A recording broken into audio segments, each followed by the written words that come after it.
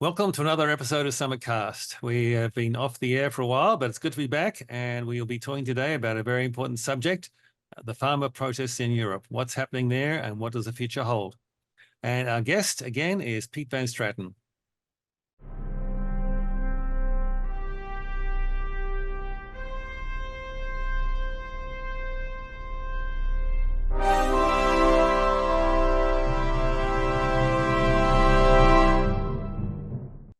Welcome to the show and welcome, Pete. It's good to see you again. Thank you for having me, Peter. So in our last show, we talked about the Dutch farmers and the protests there. So maybe we could start with just a little update on what's happening in Holland. Yeah, I looked in my agenda and I saw that it was actually in July 2022 that we had our other show, our first show. So that's quite a while ago, I think 1.5 years or something.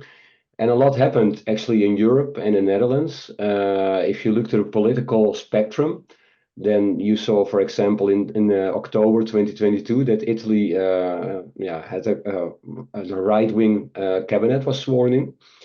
And also in the Netherlands, you saw a movement on the political spectrum to the right. So the Senate elections were won by the Farmer Citizens Movement. That was actually a new movement, and already the name, of course, implies that it was really focusing on the farmers and on the citizens.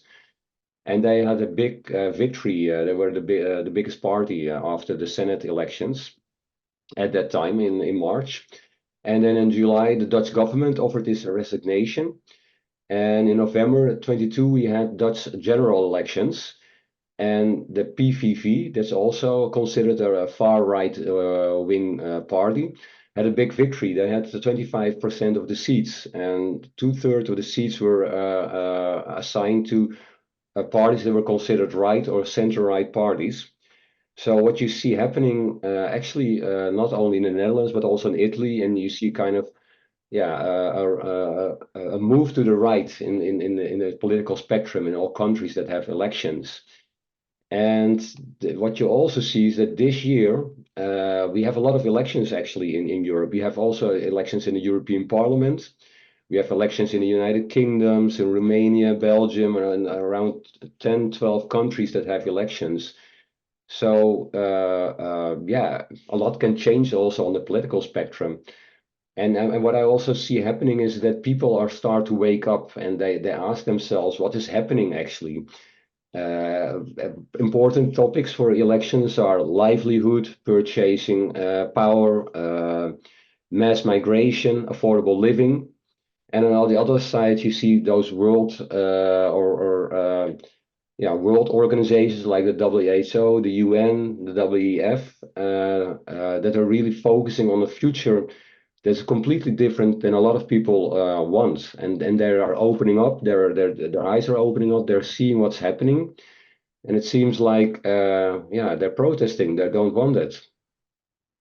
It seems like it's a really big shift happening. And I mean, in some ways, I would see it not so much as right-wing parties, but anti-globalist parties. And, you know, whether you describe globalists as left or right is a bit hard to tell. Yeah, I think the latter, and what people are really looking for is something that is not what they see now happening in the current governments. What I said before, you see a lot of mass migration, a lot of the purchasing power is getting less. There is not a much affordable living. For example, in the Netherlands, a lot of young families don't have their own home anymore, or that are not able to buy one. And people are saying, why is this happening? And they don't get the right answers from the governments, and they don't get the solutions from the governments, at least the current governments. So they're looking for answers to right-wing parties, and they have a certain answer for that. One thing I've seen is that people are kind of talking about we've reached peak Davos.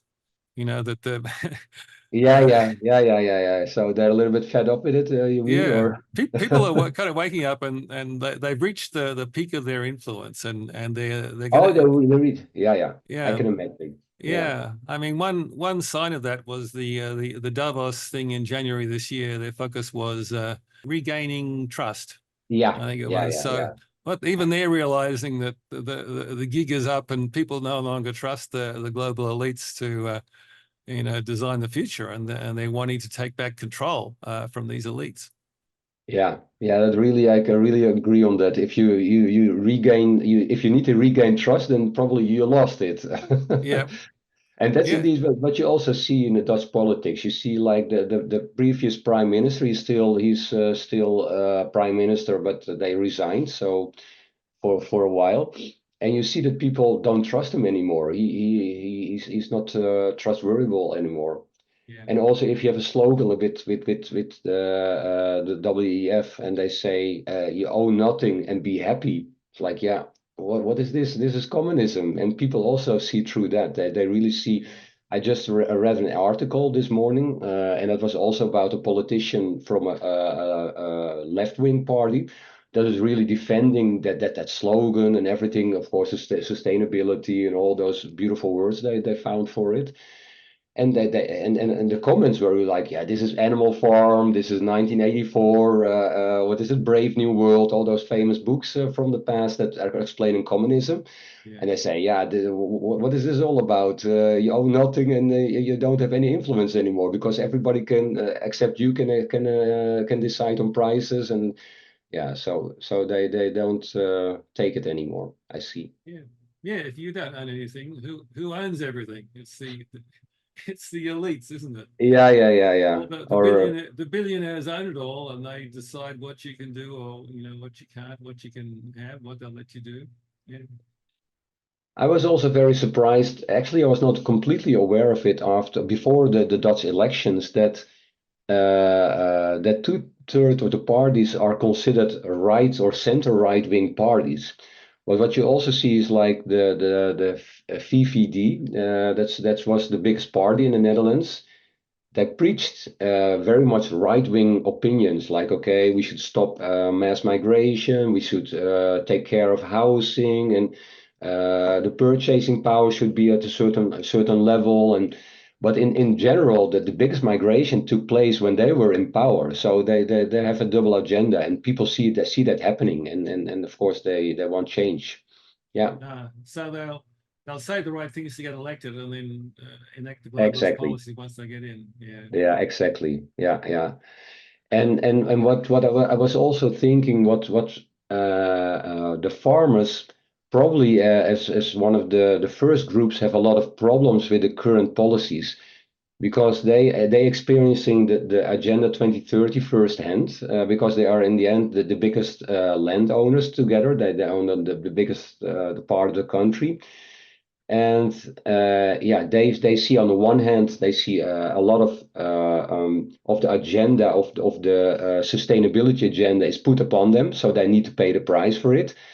And on the other hand, they're also squeezed with a kind of the banking systems, because they cannot lend any cheap money anymore, because people or banks don't want to invest anymore in farmers. And on the top side, they have the big chains that the purchase their wares, and they're not willing to pay anymore for the prices. So on three fronts, they have problems. And yeah, the government doesn't give them any hope or any vision, like where it can go through. They only say, okay, you cannot. They limit their way of working with yeah, legislation. yeah. All the regulations to cut down pesticide use and cut Yeah. down fertilizer use and take land out of production. It's just it's a tremendous burden on the farmers. And uh, I mean, there was a documentary came out here called "No Farmers, No Food," and Yeah. people don't seem to get that connection in general. The farmers do. They realize if they're out of business, there isn't any food.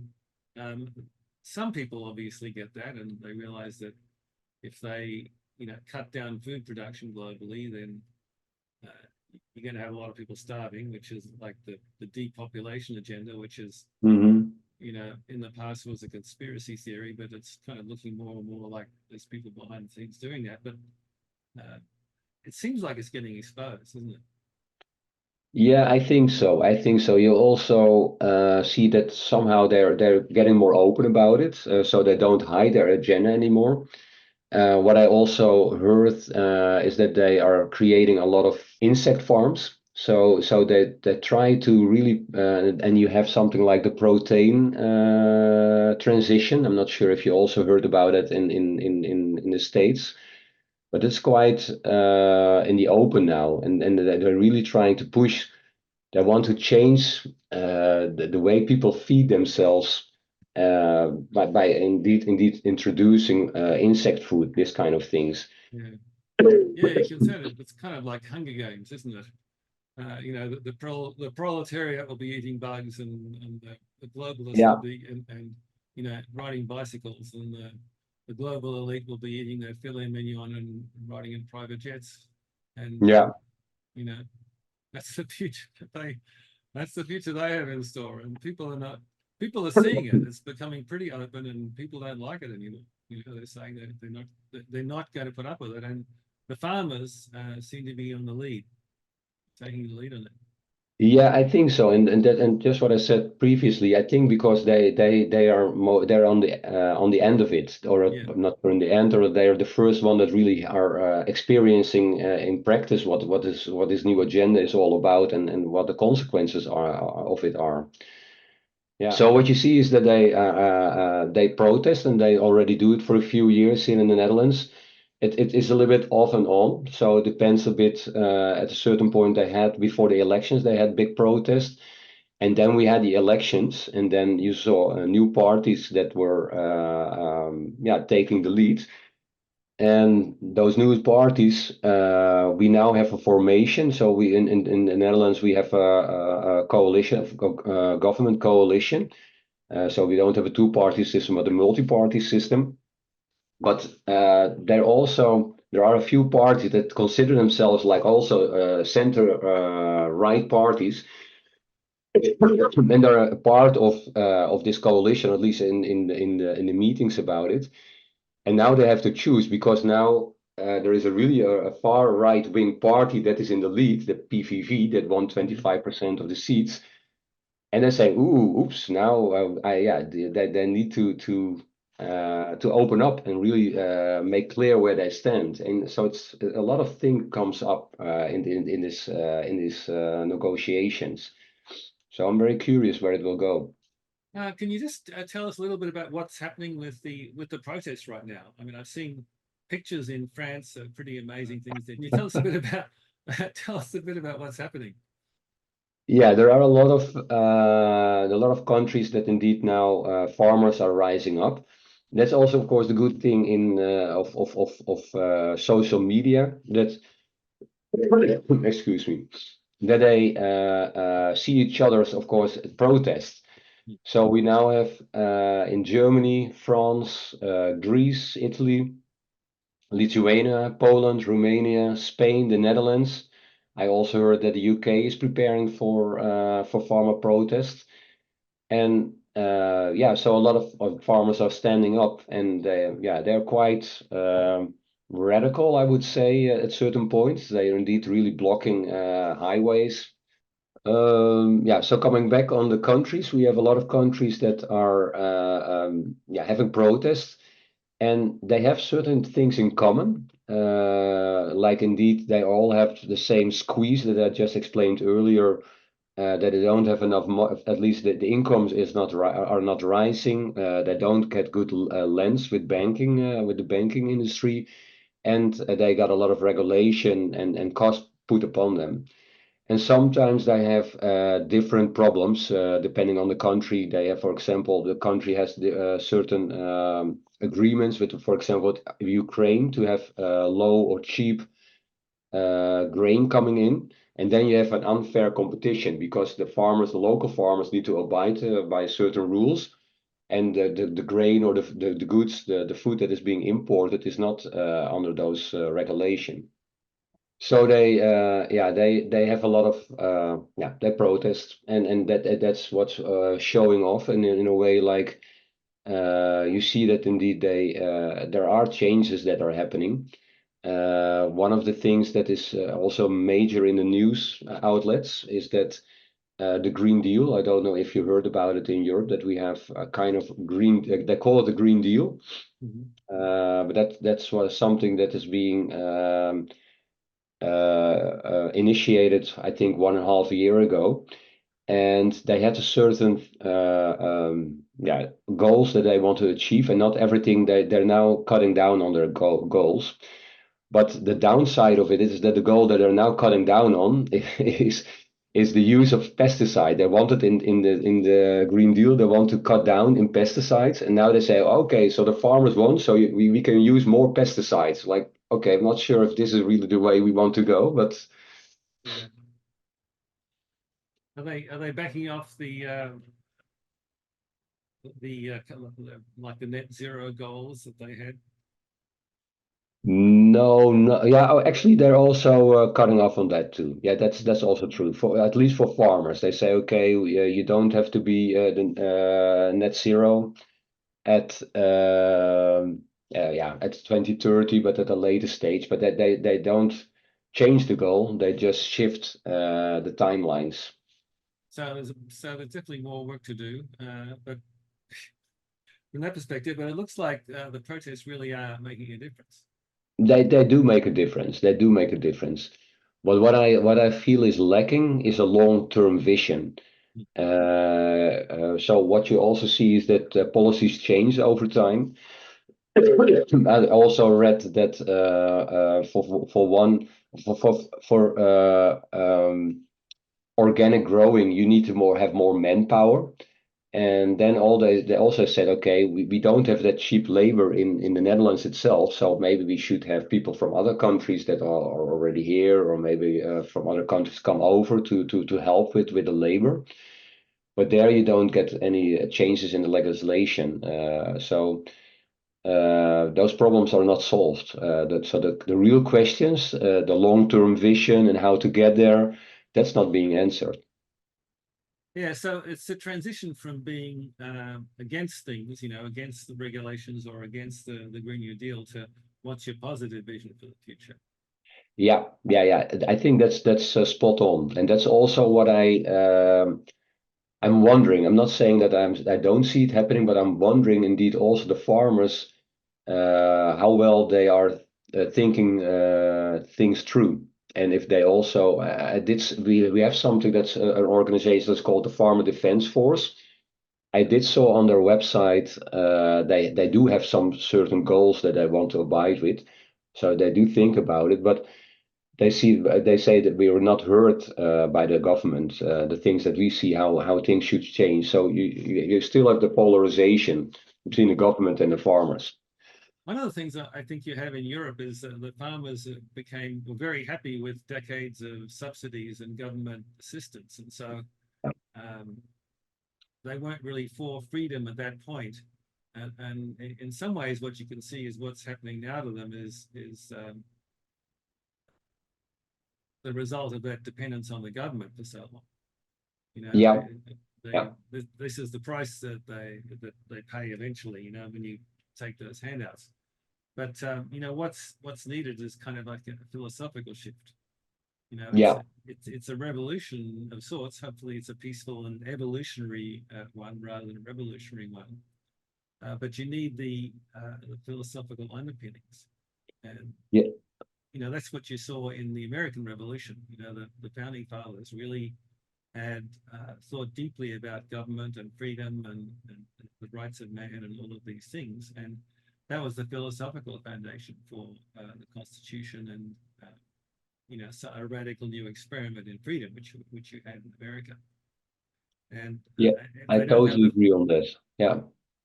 So the people need to rise up who have the intellectual ability, the commitment to kind of articulate those ideals of freedom and what that would look like in terms of government structures going forward.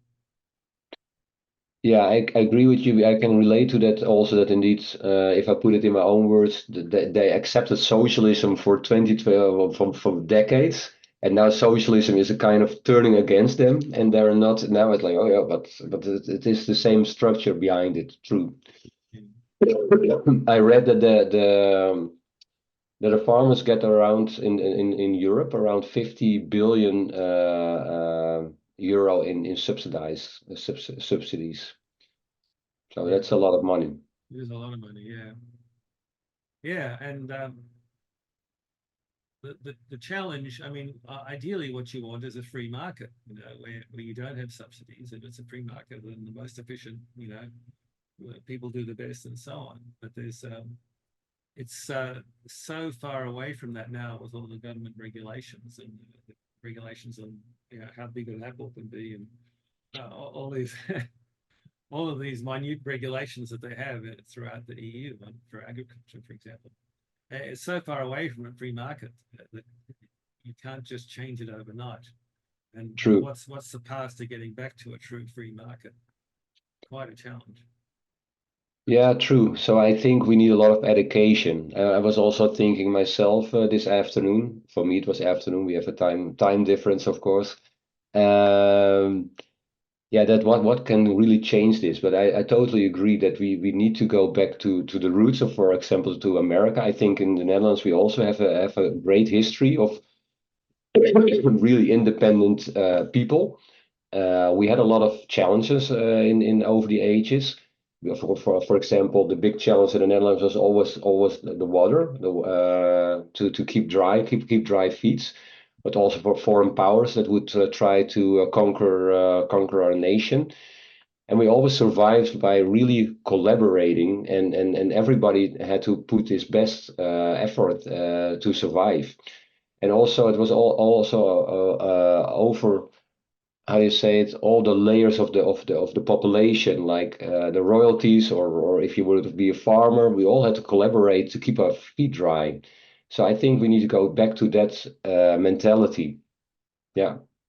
Yeah, if you can find the philosophy in your own country in its form that it was there in the past, and take people back to that, that can really be a powerful starting point for a movement. Yeah. And I think probably every country, just like the United States or the Netherlands, but every country in Europe has a great history. Take Great Britain, take Spain or France or Germany. They have a great history, and that's yeah, where we need to go back to. Yeah, look at So contrary to the WEF agenda, I would say. yeah. Hey, look at Switzerland and the William Tell story, and Yeah, exactly. it's a very inspiring story. You know, Yeah, the little people can rise up and claim their freedom and claim their independence, and you know, Switzerland has maintained that for hundreds of years, which is quite an astounding thing. yeah, But you know, the Swiss people, one thing about them is they take full responsibility for the freedom. Something I see. I mean, everyone has their rifle at home. You know, they're ready to defend the country. They're not kind of saying let the government do it. They're really taking responsibility. yeah. I think it's one of the few countries that still have that opportunity. But we in the Netherlands, we're not allowed to carry guns just like you have in the States. And I think with a lot of countries, it's really restricted. So you have to have a lot of Yeah. license to carry a gun. And then even you're not allowed to carry it, you have to put it behind bars in your own house. Yeah, well, the point I was making was not so much about the guns, but it's like the responsibility that each person Hmm. takes for defending freedom and defending the country. And you know, the farmers are doing it now. Every farmer is rising up and they're taking a stand for defending the country and defending their freedom. And it seems like more of the people are realizing that they can't just leave it to the global elites to decide the future. They've got to take up, you know, take a stand, make their voice heard, not take up a gun, but you know, take to the streets if necessary, or become active in politics, or uh, following the issues. You know, people are really kind of rising up and waking up and realizing they can't just let things happen. They've got to take responsibility for the future of the country. Hmm. Yeah. Yeah, so it needs to be a kind of revolution from bottom up, like Yeah. indeed, and really people, actually most of revolutions probably go bottom up, but also in this case.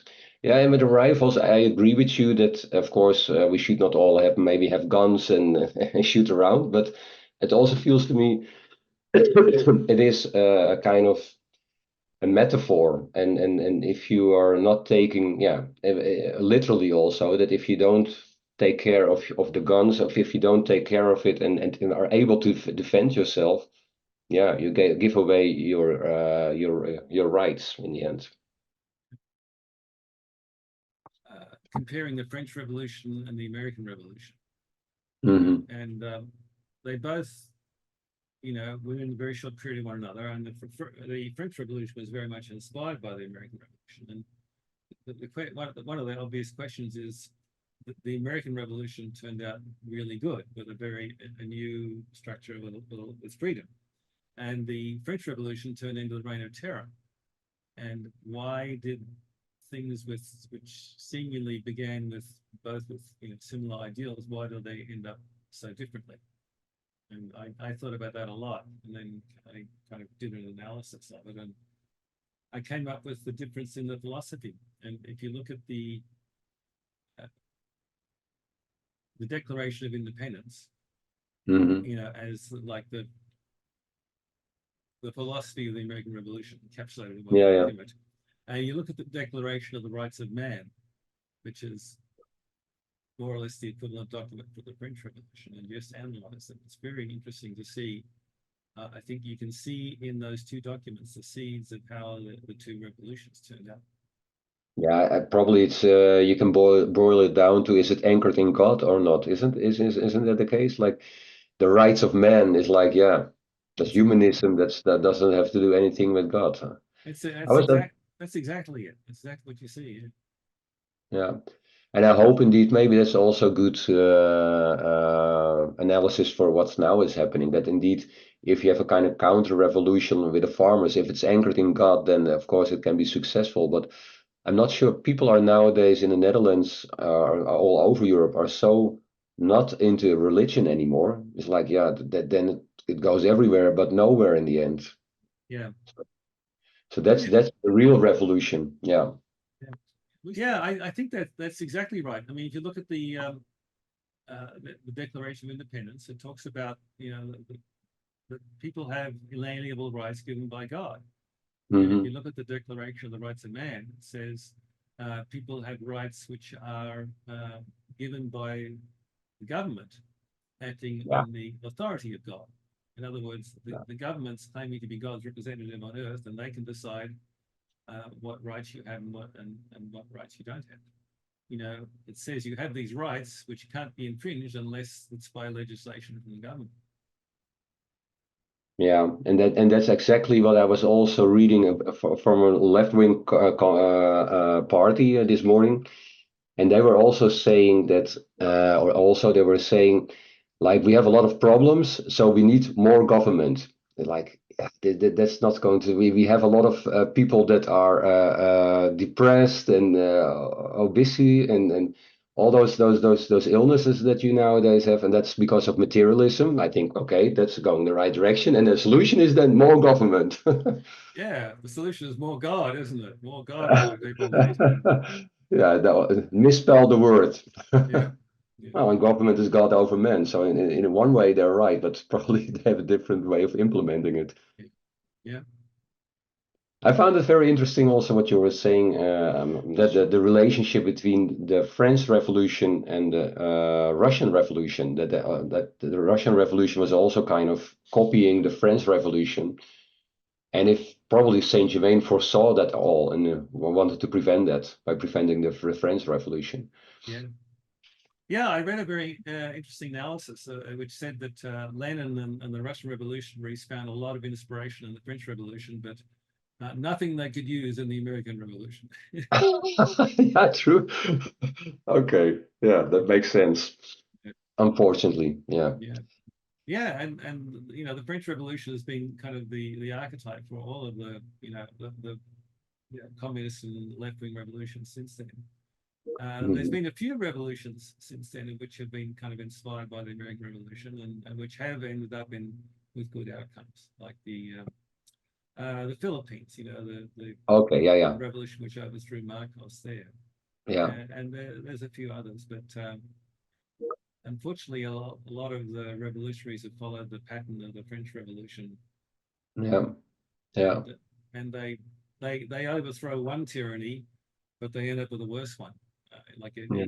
Iran, so many Yeah. other places. Yeah, that's really sad. Yeah. Yeah. Indeed, I So agree with you. Let's pray for the farmers and let's pray for a good outcome of it, and that it's being using constructively the energies that are being used, or the energy that is really under the surface with all the people. yeah. Yeah. And there's kind of there's a resistance to the word God. A lot of people these days, the kind of the atheism and the so on of the French Revolution, has permeated the continent, so much of the world. But there are ways to talk about it which aren't sectarian or doctrinal. You can see some of that language in the founding fathers who were Freemasons, and so they weren't tied to a particular religious doctrine or a sect or a particular church, but they still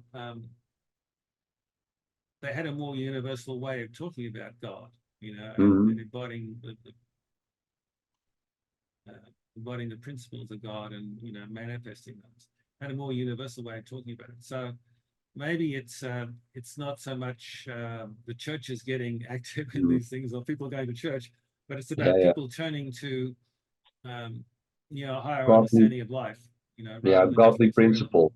Yeah. Yeah, yeah, I agree. I agree. Yeah, that's also something is a much better way of conveying the message. Yeah, I agree. Well, it's a very hopeful sign to see this happening. I think we just need to keep praying for people and supporting them, and doing what we can to get the message out. Yes, I think so too. So thank you very much, Pete. Good to talk to you again, and we'll check in hopefully for some more good news a little bit later. So Okay, thank you for having me, Peter. thank you for joining us in this episode of SummitCast, and we'll see you next time.